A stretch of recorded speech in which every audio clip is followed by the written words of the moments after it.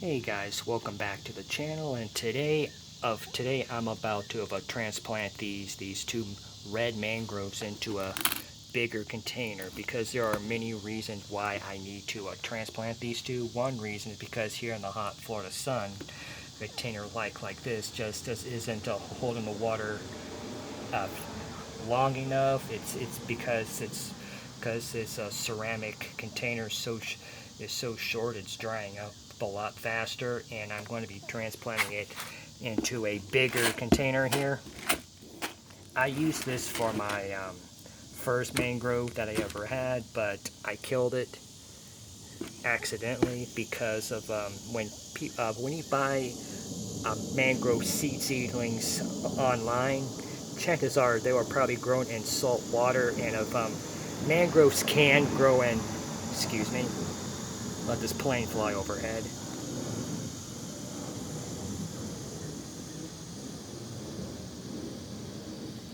As I was saying, of when you buy mangroves online, they were probably grown in salt water because that's where you're typically going to find mangroves, is in saltwater condition. They can grow in fresh water just fine, but it's easier to actually buy them or obtain them as a propagule, because of you can actually acclimate it into whatever kind of water that you want them to grow in. And so that's what I did. I got some new mangroves, and I started them off in a red cup like you see me do, like you may have seen me do many times with other plants here. I grew them, start them out in a red cup like this, leave them there for a few weeks, and they'll start to grow their roots and their first leaves. So just don't want to hurt these guys too. I don't want to hurt these guys at all. Okay, got you out of there.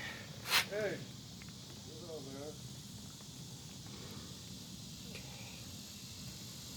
There's one mangrove, and here's the other one.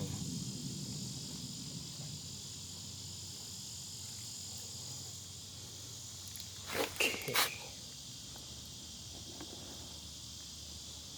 Okay. That's actually peat moss. That's actually peat. And mangroves are also very, um, are like very nutrient-rich soil. When you grow them in, if you grow them at home, at, if you as a house plant, they like to grow in nutrient-rich soils.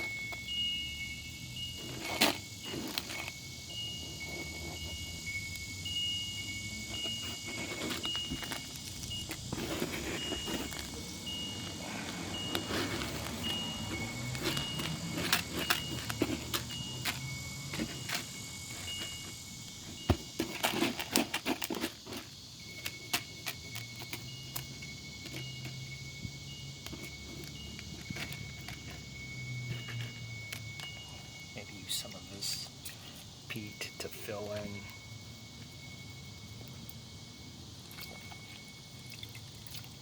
I really didn't want to do this, but to make sure the trees don't dry out. Mangroves are such awesome trees. They actually help protect. The reason why mangroves are so protected is because of they provide they actually protect us from storm surges, from hurricanes around the world, and they also are little hatcheries for fish in the wild. And they also like nutrient-rich soil as well. And the substratum I'm using for this is from fluval, and this is the same kind of stuff I'm using for the mangroves in that orange bucket. So hopefully things will go well for these guys. And I'm keeping the nutrient-rich stuff in here, the nutrient-rich, like the leaves and such, so that way the mangroves will have some extra nutrients as well. This stuff was actually of, I think this stuff is very similar to the Exoterra substratum, because it was actually, was of a harvested off of Japan. It's the slopes of Japan.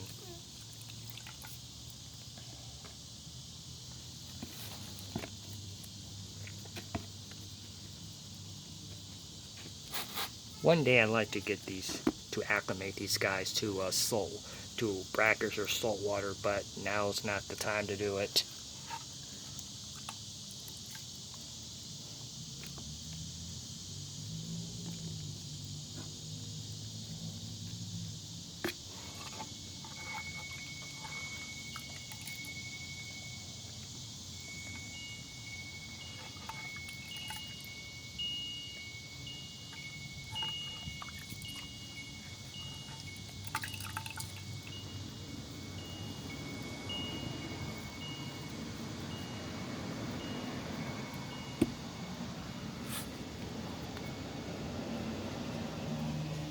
When you water these guys, it doesn't really have to be anything specific. It doesn't have to be distilled water like with carnivorous plants.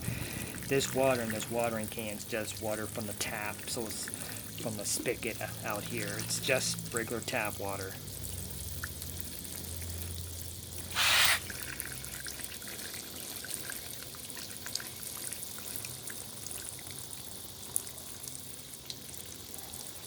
If you guys happen to be growing these guys in a saltwater aquarium, or if you guys are just growing them in saltwater as a house plant, you're going to have to use a spray bottle and spray the leaves, because each species of mangroves deals with the salt in the seawater in different ways. One of the common ways is for them to excrete it from their leaves, and so in nature, the rains are going to come by and just wash all that salt away. And if you're growing them indoors, that's not going to happen. So you're going to have to intervene and act as the rain. This is really heavy. Going with this one-handed.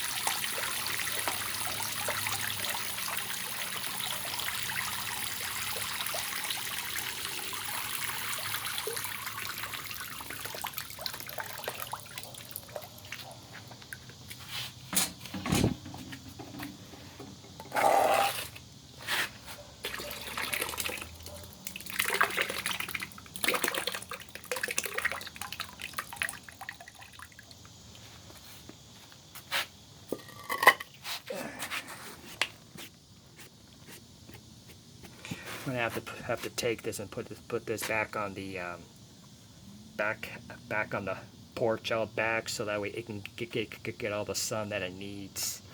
Because mangroves enjoy bright light. In the wild, they get about 12 hours of bright direct sun each day. They do not like shade at any cost, and also you can actually have water up as far up to the, as long as the leaves are sticking out of the water, you can actually have the water up really high if you so desire. I just hope these mangroves will recover from this shock, because mangroves do not like to be transplanted all that much. So if you do need to transplant them, make it as limited as possible. And mangroves are not here's the thing about mangroves. In the wild, red mangroves like the ones here, they can reach to be about 30 30 plus feet, but of cultivation, they don't get all that big, about the size of like a small bush,